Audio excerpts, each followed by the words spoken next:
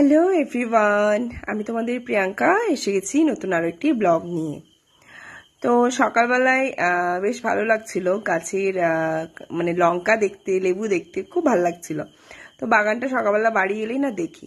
তো তারপর সারাদিনের কাজকর্ম সব হয়ে গেছিল, মা বাবা আমার যার যেমন কাজ ছিল। তো এক কাকু এসেছিল, সেখান থেকে শাড়ি নিয়ে মা বলছিল ম্যাচিং করে ব্লাউজ নেবে। তো সেটাই ফটো ক্লিক করে রেখে দিলাম। তারপরে দেখলাম আকাশে হালকা হালকা মেঘ ছিল আর রোদ উঠেছিল হালকা। তো মাকে নিয়ে চলে গেলাম পার্লারে। মা তো এমনি একা একা কোথাও বেরোয় না, আইদার আমি থাকলে বেরোই বা ভাই হয়তো দিয়ে যায়, মানে ড্রপ করে দিয়ে যায় ভাই কখনো যখন আসে বাড়ি তখন।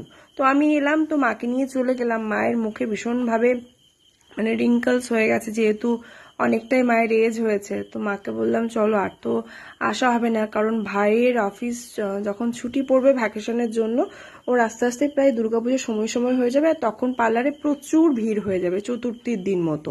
তো আমি ভাবলাম তার আগেই মাকে নিয়ে চলে যাই। তো মা আইব্রো করে নিল ফার্স্টে, তারপরে একটা মাকে আমি মাসাজ দিয়ে দিলাম। এমনি নর্মালি কিছুই মা করে না, তো আমি এলাম বলেই করিয়ে নিলাম। তো আমি নিজের জন্য কিছুই করবো না, কারণ আমার প্রচন্ড ঠান্ডা লেগেছে, সর্দি করেছে। ভাবলাম যে হেয়ার স্পা করবো বা মুখে একটুখানি মাসাজ করবো, কিন্তু কিচ্ছুই করলাম না। কিন্তু নাকের মধ্যে প্রচন্ড ব্ল্যাক স্পট হয়েছিল, ব্ল্যাক হেডস হয়েছিল। এগুলো মাঝে মাঝে হয়, কারণ কলকাতার যা ডাস্ট পলিউশন, সেখানে হাওয়াটা স্বাভাবিক থাকে। তো এটা আমার ফ্রেন্ডের সালন, এখানেই আমি আসি বাড়ি এলে। তো এখানে চলে এলাম, এসে এই নোজ ক্লিনিং এর যে ব্যাপারটা সেটাই হচ্ছিল। তো ফার্স্টে ওরা মানে কিছু টাইপের ক্রিম দিয়ে ভালো করে মাসাজ করে নিচ্ছিল, আর আমার এত সর্দি করেছিল আমি হাসাহাসিও করছিলাম, আর হাসছিল। তো যাই হোক, করে নিয়ে এটা হচ্ছে ওদের একটা মেশিন আছে যেখানে ভালো মতো করে মানে ব্ল্যাক স্পটগুলো বা যা যা নোজের ওপরে থাকবে নোংরাগুলো, সেগুলো ক্লিন হয়ে যাবে। তো একটু তো ব্যথা লাগবেই। তো মা বলছিল তুই সহ্য করে করছিস কি করে, যা মানে এরকম এত ব্যথা। তো মায়ের ওইদিকে হয়ে গেছিল, আর মায়ের হেয়ার কাট যেহেতু করতে নেই, ঠাকুমা মরও 1 বছর হয়নি এখনো। তো মায়ের মুখটা যাই হোক যেটা করলো মাসাজটা গ্লো দিচ্ছিল, আর আমিও করে নিলাম একটু আইব্রো। তো করে নিয়ে চলে গেলাম একটা, ওখানে খুব পুরনো দোকান আছে, স্টেশনারি দোকান। ওখানে আমরা মানে ছোট থেকেই যা সমস্ত কিছু জিনিস কেনার সেখান এই দোকানটা থেকেই কিনতাম। তো মাকে নিয়ে এলাম, মাকে দেখিয়ে তো কাকু বলছে যে অনেক দিন পর দেখা হলো, আমাকেও অনেক বছর পর দেখছে, কারণ আর যাওয়াই হয় না সত্যি কথা আমার ওইখানে। তো মাকে বললাম তোমার দুর্গাপুজোয় যা যা লাগবে, কি কি ক্রিম, আর সালন থেকে বলেছিল মাকে একটা মুখে ক্রিম লাগাতে অ্যান্টি এজিং, তো সেটাই নিয়ে নিলাম। কিছু ফেস ওয়াশ নিয়ে নিলাম, ওপরে নিচে বাথরুমে রেখে দেবে। তো তারপরে মাকে ভালো লিপস্টিক, নেল পলিশ, কোথায় ক্লিপ টিপ, এই সেই মা যা যা লাগবে সব নিয়ে বিলিং করিয়ে তারপরে বাড়ির পথে হাঁটা দিলাম।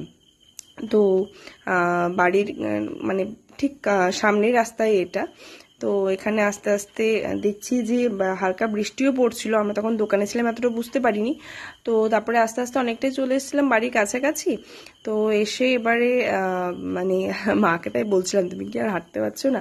আর এখানে একটু তাড়াতাড়ি সন্ধে মানে তাড়াতাড়ি রাত্রি হয়ে যায়, মানুষজন বাড়িতে ঢুকে যায়, কলকাতার মতো এত দেরি করে থাকে না বাইরে কেউ। তো বাড়ি চলে এলাম, এসেই কিছু রান্না বান্না ছিল না, কারণ মা বলেছিল বাবাকে কিছু নিয়ে আসতে, কিন্তু এসে দেখলাম বাবার আবার শরীরটা ভালো ছিল না, একটু গ্যাস অম্বল মতো করেছিল যেহেতু মাটন খেয়েছিল। তো সেই জন্য বাবা শুয়েই ছিল, যেতে পারিনি। আমি মাকে বললাম ঠিক আছে কোনো ব্যাপার না, বাবা বললো কিছু খাবে না, তো আমি আর মা কিছু একটা বাড়িতে যা যা আছে সে খেয়ে নেবো, আমাদের খাওয়ার কোনো প্রবলেম নেই। তো এসেই চা বানালাম, আমার তো ভীষণ চায়ের নেশা, মাও বললো চা খাবে। তো প্রায় 9টা বাজে, এখানে 9টা বাজে মানে অনেকটাই রাত্রি। তো তবুও আমরা চা খেয়ে নিলাম, খেতে খেতে যেহেতু দেরি হবে। তো সেই খেয়ে এইসব জিনিসগুলো মানে নিয়ে বসেছি, যে মাকে বললাম ব্যাগ থেকে বের করো কি কি আছে। তো এই ফেস ওয়াশটা কিনে দিলাম, এটা আমিও ইউজ করি, তো মায়ের জন্যও দিলাম, এটা সব এজের জন্যই ভালো।